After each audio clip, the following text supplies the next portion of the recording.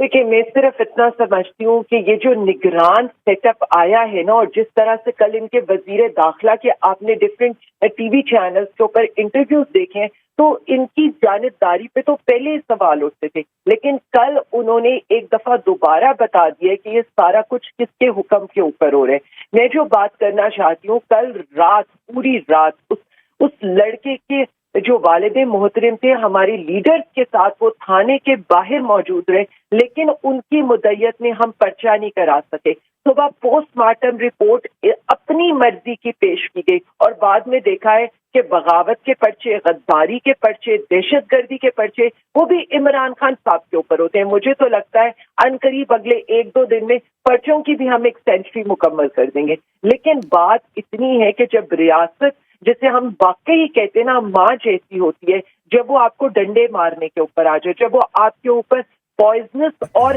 जिससे कि expired shell करने पर आ जाए, तो मुझे आप ये बताएं तब हाल क्या होगा वहां के अवाम का और उनका सेंटीमेंट क्या होगा।